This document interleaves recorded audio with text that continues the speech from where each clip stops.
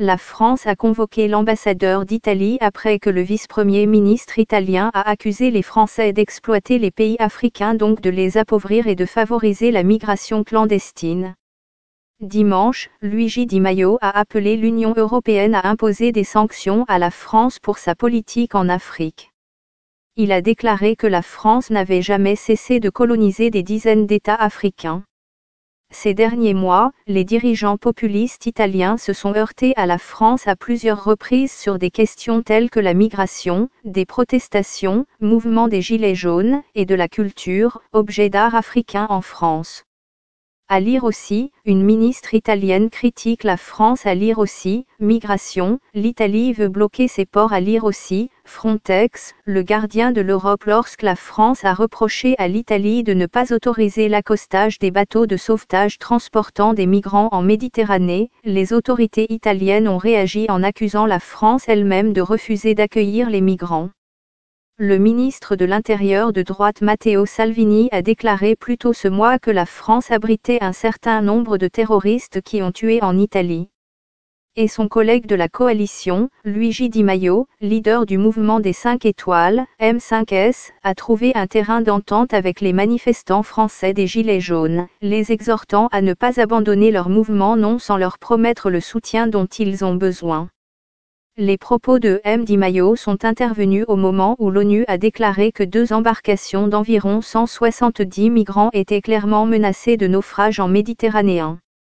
L'UE devrait imposer des sanctions à la France et à tous les pays comme la France qui appauvrissent l'Afrique et obligent ces gens à partir, parce que les Africains devraient être en Afrique, et non au fond de la Méditerranée, a-t-il déclaré. Si les gens partent aujourd'hui, c'est parce que les pays européens, la France surtout, n'ont jamais cessé de coloniser des dizaines de pays africains. À lire aussi, le Parlement européen préconise une liste noire. À lire aussi, migration, l'Italie veut bloquer ses ports. À lire aussi, l'Europe va déployer garde-frontières. Il a soutenu que sans l'Afrique, la France se classerait 15e parmi les économies mondiales, et non parmi les 6 premières. Une sortie largement commentée sur les réseaux sociaux, notamment en Afrique où la politique de la France-Afrique est très critiquée. Peut-être que si c'est numéro 39 est un homme blanc qui le dit, ils comprendront peut-être. Parce que, ça fait des années que DDQR est numéro 39, ils disent les mêmes phrases, ça crie au racisme anti-blanc. Numéro soutien total à Luigi Di Maio. Numéro Luigi Di Maio. Fin de tweet et publication par @Silver 2010. Tous les Africains doivent dire merci.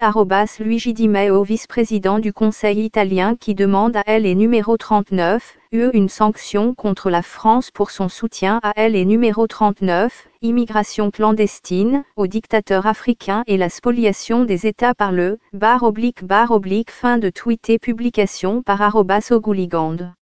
Difficile d'entendre la vérité en somme. Et enfin Luigi Di Maio dit tout au secu tous les politiciens de tous les partis confondus, les médias, intellectuels, tous les technocrates et citoyens de notre pays ne veulent pas voir ni je comprends qu'ils s'attirent les foudres. Fin de tweet et publication par @Pochot.com. L'ambassadeur d'Italie en France, Teresa Castaldo, a été convoquée lundi au ministère des Affaires étrangères à Paris.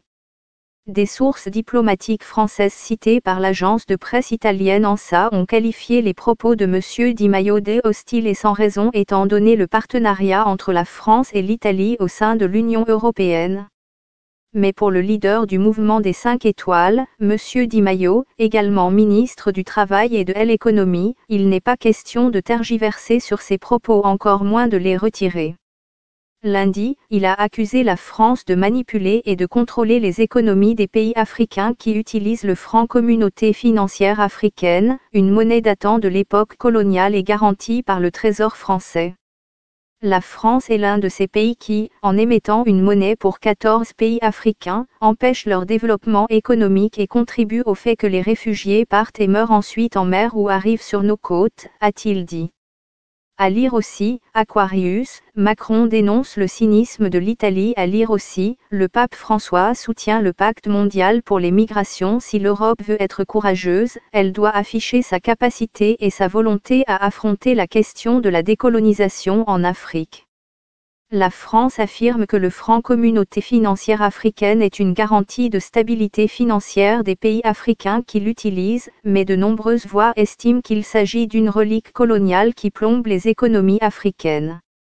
Selon l'Organisation internationale pour les migrations, Organisation internationale pour les migrations, migrants sont arrivés en Europe par la mer au cours des 16 premiers jours de 2019, soit plus du double du nombre enregistré à la même période en 2018. À lire aussi, la Méditerranée plus mortelle que jamais. Matteo Salvini, vice-président du Conseil des ministres de l'Italie depuis 2018, a écrit sur Facebook après les derniers décès en Méditerranée que tant que les ports européens resteront ouverts, malheureusement les contrebandiers continueront à faire des affaires et à tuer.